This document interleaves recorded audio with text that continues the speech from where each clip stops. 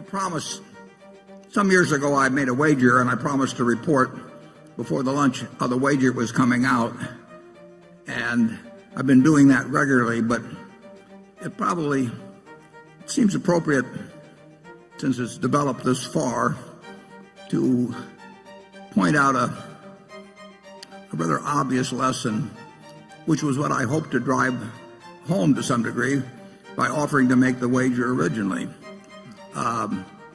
Incidentally, when I offered to make the wager, namely that somebody could pick out 5 hedge funds and I would take the unmanaged S&P index used by Vanguard Fund, and I would bet that over a 10-year period that the unmanaged index would beat these 5 funds that were all being managed, presumably. They could pick any 5 funds that were managed by people who were charging incredible sums to people because of their supposed expertise.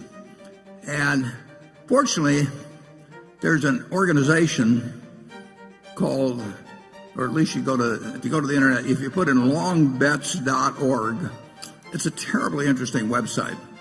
You can have a lot of fun with it because people take the opposite side of various propositions that have a long tail to them and make bets as to the outcome, and then they both give each side gives their reasons. And you can go to that website and you can find bets about,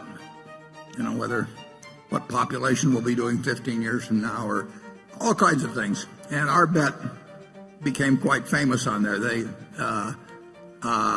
And a fellow I like, who I didn't know before this, Ted Seides, bet that he could pick out 5 hedge funds. These were funds of funds. In other words, there was one hedge fund at the top, and then that manager picked out who he thought were the best managers underneath, and then bought into these other funds in turn, so that the 5 funds of funds represent maybe 100 or 200 hedge funds underneath.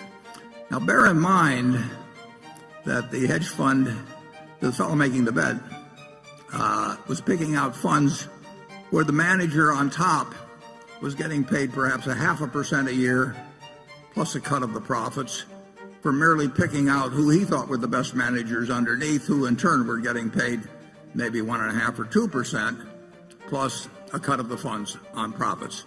But certainly the guy at the top was incentivized to try and pick out great funds, and at the next level, those people were presumably incentivized too. So the result is, after 8 years and several hundred hedge fund managers being involved, is that now the totally unmanaged fund by Vanguard, with very, very, very minimal costs, is now 40-some points ahead of the group of hedge funds. Now, that may sound like a terrible result for the hedge funds, but it's not a terrible result for the hedge fund managers. These managers, you've got this top-level manager that's charging probably 0.5%. I don't know that for sure. And down below, you've got managers that are probably charging 1.5 to 2%. So if you have a couple percentage points sliced off every year, that is a lot of money. We have 2 managers at Berkshire that each managed $9 billion for us. They both ran hedge funds before.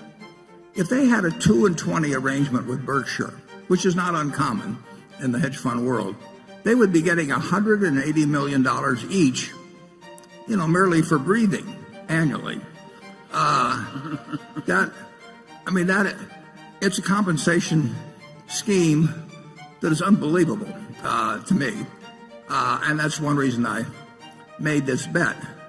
But what I'd like you to do is for a moment imagine that in this room we have you people own all of America. And all the stocks in America are owned by this group. You are the Berkshire 18,000 or whatever it is that have somehow managed to accumulate all the wealth in the country.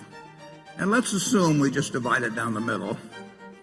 And on this side, we put half the people, half of all the investment capital in the world, and that capital is what a certain presidential candidate might call low energy. In fact, they have no energy at all. They buy half of everything that exists in the investment world, 50%, everyone on the side. And so now half of it is owned by these no energy people. They don't look at stock prices. They don't turn on business channels. They don't read the Wall Street Journal. They don't do anything. They are a slovenly group that just sits for year after year after year owning half of the country, half of America's business. Now, what's their result going to be? Their result is going to be exactly average as how American business does, because they own half of all of it. They have no expenses, no nothing. Now, what's going to happen with the other half? The other half are what we call the hyperactives. And the hyperactives, their gross result is also going to be a half, right?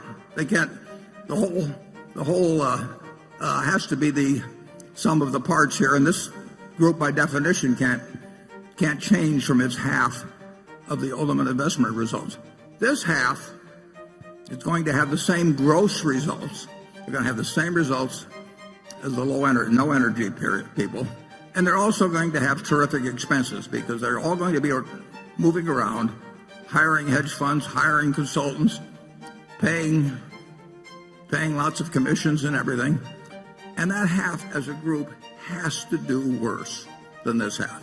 The people who don't do anything have to do better than the people that are trying to do better. And that's simple. And I hoped through making this bet to actually create a little example of that. But that offer was open to anybody. And I would make incidentally the same offer now, except being around in 10 years to collect gets a little more problematic as we go through life. But it seems so elementary. But I will guarantee you that no endowment fund, no public pension fund, no extremely rich person wants to sit in that part of the auditorium. They just can't believe that because they have billions of dollars to invest, that they can't go out and hire somebody who will do better than average. I hear from them all the time. So this group over here, supposedly sophisticated people, generally richer people, hire consultants, and no consultant in the world is going to tell you just buy an S&P index fund and sit for the next 50 years. You don't get to be a consultant that way. And you certainly don't get an annual fee that way. So the consultant's got every motivation in the world to tell you, this year I think we should concentrate more on international stocks, or this year this manager's particularly good on the short side. And so they come in and they talk for hours, and you pay them a large fee, and they always suggest something other than just sitting on your rear end and participating in American business without cost. And then those consultants, after they get their fees, they in turn recommend to you other people who charge fees, which, as you can see over a period of time, cumulatively eat up capital like crazy. So I would suggest that what I felt sure, I didn't feel sure because nothing, can't tell for sure about any 10-year period, but I certainly felt very probable, or I wouldn't have stuck my neck out. It just demonstrates so dramatically. I've talked to huge pension funds, and I've taken them through the math, and when I leave, they go out and hire a bunch of consultants and pay them a lot of money. And it's just unbelievable. And the consultants always change the recommendations a little bit from year to year. They can't change them 100% because then it didn't look like they knew what they were doing the year before. So they tweak them from year to year, and they come in and they have lots of charts and PowerPoint presentations, and they recommend people who in turn are going to charge them a lot of money. And they say, well, you can only get the best talent by paying 2 and 20 or something of the sort. And the flow of money from the hyperactive to what I call the helpers is dramatic, while this group over here sits here and absolutely gets the record of American industry. So I hope you'll realize that for the population as a whole, American business has done wonderfully, and the net result of hiring professional management, is a huge minus. And at the bookstore, we have a little book called Where Are the Customer's Yachts? Written by Fred Sweat. I read it when I was about 10 years old. Been updated. It hadn't been updated, but new editions have been put out a few times. But the basic lessons are there. That lesson is told in that book from 1940. It's so obvious. And yet all the commercial push is behind telling you that you've got to think about doing something today that's different than you did yesterday. You don't have to do that. You just have to sit back and let American industry do its job for you. Charlie, do you have anything to add to my sermon? Well, you're talking to a bunch of people who have solved their problem by buying Berkshire Hathaway. That worked even better. And there have been a few of these managers who've actually succeeded. There are a few in the universities who are really good, but it's a tiny group of people. It's like looking for a needle in a haystack. And when I was given the job of naming two in 1969, I knew a couple of others. Charlie wasn't interested in managing more money then, and my friend Walter Schloss would not scale up well, although he had a fabulous record over 45 years or thereabouts. But that was all I could come up with at that time, and fortunately, I did have a couple, and the people who went with Sequoia Fund have been well served if they stayed for the whole period. But the people, there's been far, far, far more money made by people in Wall Street through salesmanship abilities than through investment abilities. There are a few people out there that are going to have an outstanding investment record, but there are very few of them, and the people you pay to have identify them don't know how to identify them, and they do know how to sell you, and that's my message. We'll come back at 1 o'clock. Thanks.